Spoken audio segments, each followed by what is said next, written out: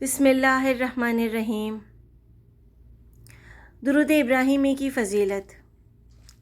اللہ تعالیٰ کا ارشاد ہے، ترجمہ: بے شک اللہ تعالیٰ اور اس کے فرشتے نبی کریم صلی اللہ علیہ وسلم پر صلوات بھیجتے ہیں۔ اے ایمان والو، تم بھی ان پر صلوات اور خوب سلام بھیجو۔ سورہ الاحزاب۔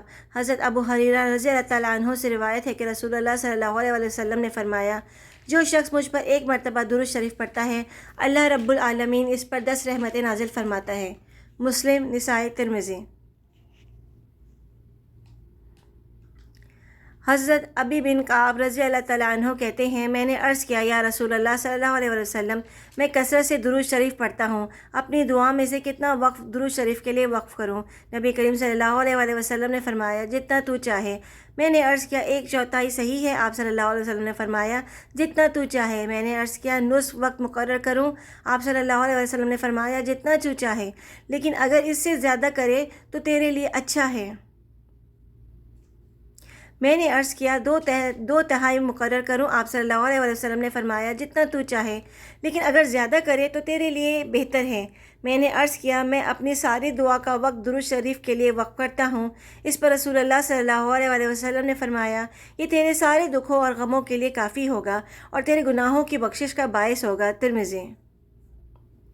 حضرت کعب بن عجرہ رضی اللہ تعالیٰ عنہ کہتے ہیں کہ ایک روز رسول اللہ صلی اللہ علیہ وسلم ممبر لانے کا حکم دیا۔ جب آپ صلی اللہ علیہ وسلم نے پہلی سیڑھی پر قدم رکھا تو فرمایا آمین، پھر دوسری سیڑھی پر قدم رکھا تو فرمایا آمین، پھر تیسری سیڑھی پر قدم رکھا تو فرمایا آمین۔ خطبہ سے فارغ ہونے کے بعد جب آپ صلی اللہ علیہ وسلم ممبر سے نیچے تشریف لائے تو صحابہ اکرام رضی اللہ تعالیٰ عنہ نے عرض کیا، آج آپ صلی اللہ علیہ وسلم سے ایسی بات سنی جو اس سے پہلے نہیں سنی تھی۔ رسول اللہ صلی اللہ علیہ وسلم نے فرمایا، جبریل علیہ السلام تشریف لائے اور کہا، ہلاکت ہے اس آدمی کے لیے جس نے رمضان کا پورا مہینہ پایا اور اپنے گناہ نہ بخشوائے۔